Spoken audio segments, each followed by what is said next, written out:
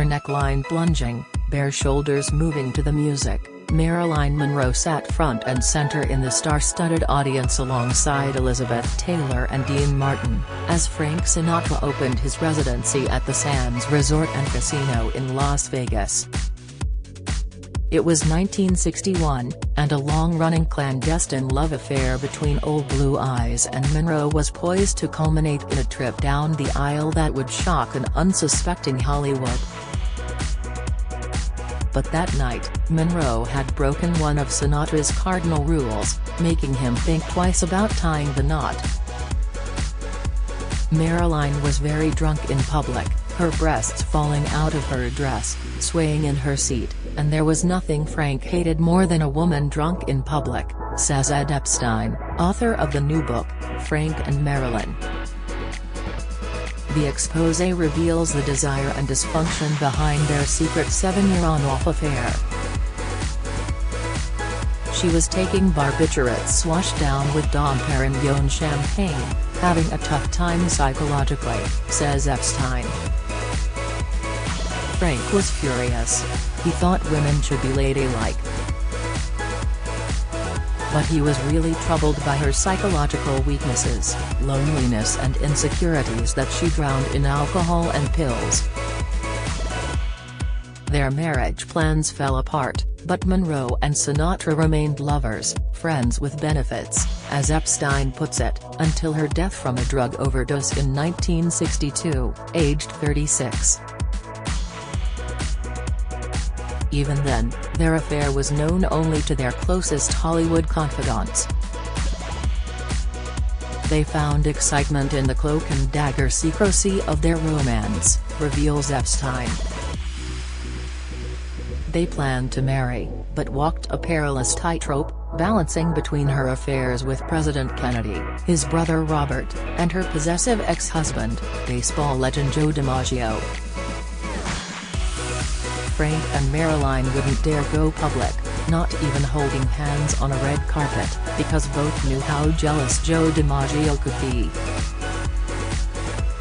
Frank was frightened of DiMaggio, who was a head taller, and a volatile Italian with mafia connections.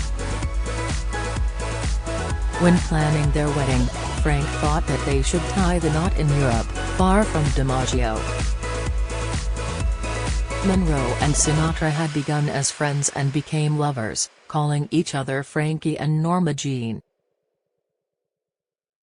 They found they shared a lot in common, says Epstein.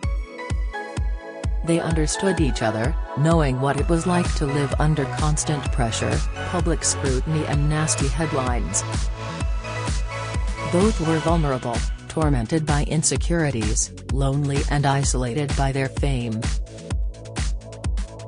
Frank liked to save ladies in distress, and Marilyn turned to him in times of trouble. When together they could take their masks off. He could even relax around her without his toupee. In his own way, Frank was as emotionally fragile as she was.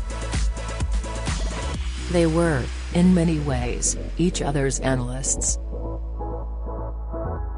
But Monroe came with a truckload of psychological baggage, abandonment by her unknown father, the schizophrenic mother she hid for years in a mental institution, and her divorce from DiMaggio, who continued to watch over her every move like a demented stalker.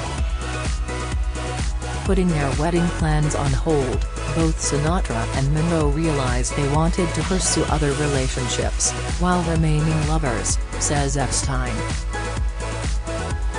They enjoyed sex without any reservations, they were sexual animals. Marilyn was at the apex of a love pentangle with Sinatra, both Kennedy brothers and DiMaggio. Marilyn had passion for all four men, says the author. Though DiMaggio was too controlling after they divorced in 1954, they remained close, and Joe was fiercely protective of Marilyn. Meanwhile, Marilyn genuinely thought she would marry JFK. It was a mess.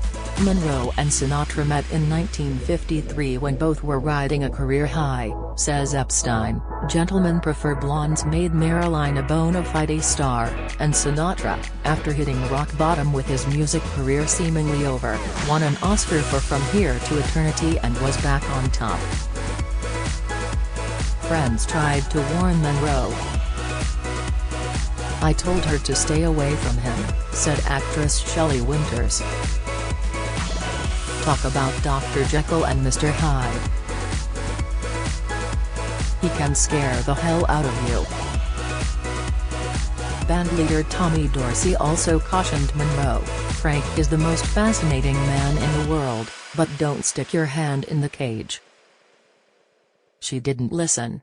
Their romance might have gone public if joint plans for a movie and concert tour had not faltered. Monroe and Sinatra were set to star on screen in musical comedy The Girl in Pink Tights, but Monroe dropped out when she learned she would be paid less than a third of Sinatra's salary. Plans fell through to co-star in the movie Guys and Dolls, and a remake of A Tree Grows in Brooklyn. Sinatra invited Monroe to join him on a world concert tour, but she declined, fearful of DiMaggio's jealousy.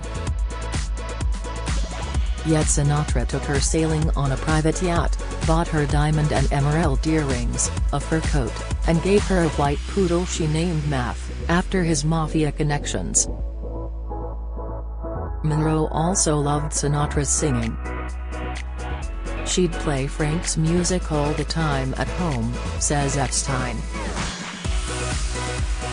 Marilyn told a friend that Frank was a skillful, unselfish lover, but confessed, "He's no Joe." Monroe finally succumbed to DiMaggio's obsession and wed America's greatest living sporting hero in 1954. They lasted only 274 turbulent days before she filed for divorce and slipped into Sinatra's arms. Yet throughout their relationship, Sinatra and Monroe indulged other lovers. She bedded Marlon Brando, and married playwright Arthur Miller. Sinatra romanced Gloria Vanderbilt and was briefly engaged to Humphrey Bogart's widow Lauren Bacall. And Monroe remained close to her ex-husband DiMaggio. John and Robert Kennedy dangerously added their libidos to the mix. It was Frank who introduced Marilyn into the Kennedys' circle, not anticipating them becoming her lovers, says Epstein. Marilyn honestly thought she would marry JFK and he'd divorce his wife Jackie. But when the Kennedys dumped Marilyn and stopped taking her calls, she threatened to go public about their affairs. Her fling with Robert Kennedy had sent Monroe into a downward spiral, teetering on the verge of a nervous breakdown. Sinatra invited her to join him to recuperate at his Cal Navar Resort Hotel on the California-Nevada border, but even then an insecure Monroe begged DiMaggio to stay in a nearby hotel in case she needed him. Marilyn was caught between a rock and a hard place, says Epstein. She knew Frank believed in medical science and following doctor's orders, and was terrified that he would send her to a mental hospital for treatment. Joe had pulled her out of a mental institution before, but was possessive and domineering, and wanted Marilyn to stay at home and give up her career. She didn't like either solution. At Cal Navar, Monroe overdosed on barbiturates, and Sinatra walked her around the room battling to keep her awake. She wants to kill herself, he told friends. I've been there, says Epstein. Marilyn fell apart at the very end. She didn't have the strength to, in Frank's words, pick herself up and get back in the race. Shortly after returning to Los Angeles, Monroe was found dead at the home of a drug overdose. Before going to bed for the last time, she had played Sinatra records. Frank told friends he believed Marilyn had been murdered to stop her talking about her affairs with the Kennedys, says Epstein. He believed the Kennedys had a hand in her death. She had gotten in too deep and had become a danger to them. Frank never got over her death. He wished he could have saved her. Frank and Marilyn by Edward Z. Epstein is published by Post Hill Press on February 16, priced £22.